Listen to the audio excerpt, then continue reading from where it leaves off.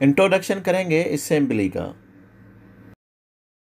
इस चैनल का मकसद आपके प्रोफेशनल लाइफ को इम्प्रूव करना है और आपके आने वाली मुश्किलातों को आसानी में तब्दील करना है। हमारी टीम का हिस्सा बनने के लिए आपका शुक्रिया। बिस्मिल्लाहिर्रहमानिर्रहीम। ऑटोकैड सिविल 3D में हम अभी एक इम्पॉर्टेंट फेज़ में दाखिल हो चुके हैं। अब यहाँ पे देखें, जो भी हम रोड बनाते हैं उसकी जो लोकेशन है कैलकुलेशन की, उसके बिलिंग के लिए क्रॉस सेक्शन जो बनाते हैं उनके लिए हमने लोकेशन फाइनलाइज कर ली। लेकिन अब उसमें क्या डिटेल होनी चाहिए, इस पे हम आज से डिस्कस करेंगे।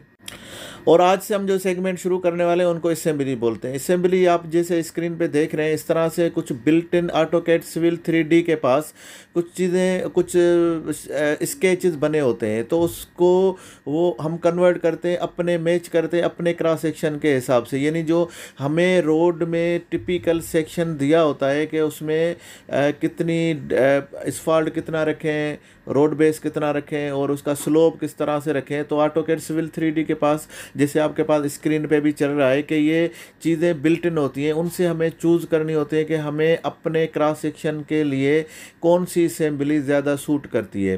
तो ये असेंबली को हम सिर्फ इसमें कोई क्योंकि ये बिल्ट इन है, हमें कुछ बनाने की ज़रूरत नहीं पड़ती है।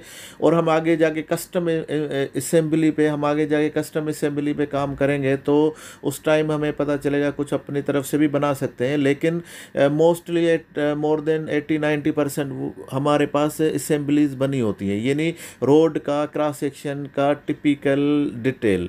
तो इसमें क्योंकि कन्फ्यूजन ये होती है कि इसका नाम इतना मैचिंग नहीं होता, यहाँ पे असेंबली का नाम है और जो ड्राइंग्स मिलती है वहाँ पे उसका रोड टिपिकल सेक्शन होता है। इस तरह से कुछ रोड टिपिकल का सेक्शन होता है जिसमें हमें स्लोप दिए होते हैं, उनकी विड्थ दी होती है, उनकी हाइट दी होती है, उस पर शोल्डर दिया होता है, उसके बाद जो क्रॉस फॉल है, स्लोप है, और रोड सब बेस कितना चाहिए, रोड बेस कितना चाहिए।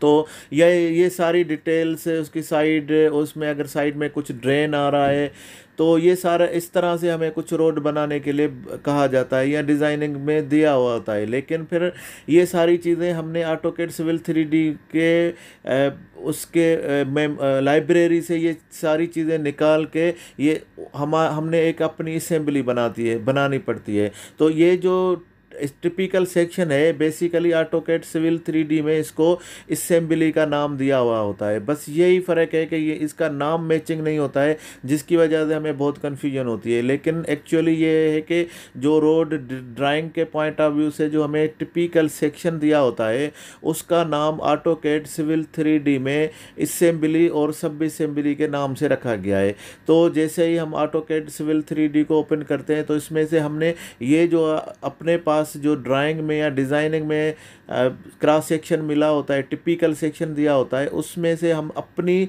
असेंबली में से कुछ ऐसे लाइब्रेरी में से चूज़ करना होता है जो हमारे अपने रोड के साथ उसकी डेप्थ और उसकी स्लोप और उसके जो टिपिकल पेवमेंट है वो सारा मैच हो जाए। तो इन सब को मिला के हम अपनी असेंबली क्रिएट करते हैं और उसको पूरे रोड पे फिर रन कराते हैं। तो हम कोई कस्टम असेंबली भी बना सकते हैं, लास्ट में हम उस पर भी डिस्कस करेंगे। हो सकता है कि हम सारे क्रॉस सेक्शन बनाने के बाद उस पर डिस्कस करें, क्योंकि ये एक अलग से टॉपिक है और बहुत ही टिपिकल टॉपिक है, उस पर हमें टाइम चाहिए। बाकी जो बिल्ट इन असेंबली है हम उस पर डिस्कस करेंगे और इसको सिर्फ समझने की बात है, इसमें और कोई मुश्किल नहीं है। ऑटोकैड सिविल 3D के टिपिकल लाइब्रेरी में यहाँ पे हमें पूरी असेंबली में सारे पैरामीटर्स दिए होते हैं, तो हम उस पैरामीटर को चेंज कर सकते हैं अपने टिपिकल सेक्शन के हिसाब से, उसकी थिकनेस अपने हिसाब से उसको वेरी कर सकते हैं, उसमें स्लोप डाल सकते हैं और सारी डेटा हम उसमें इनपुट कर सकते हैं बहुत ईजिली, ताकि हम अपने टिपिकल सेक्शन को मैच कर सकें असेंबली और सब असेंबली के साथ। तो उम्मीद है कि आने वाले सेगमेंट आपको ये इंट्रोडक्शन बहुत काम आएगा और इस चैनल का मकसद आपके प्रोफेशनल लाइफ को इम्प्रूव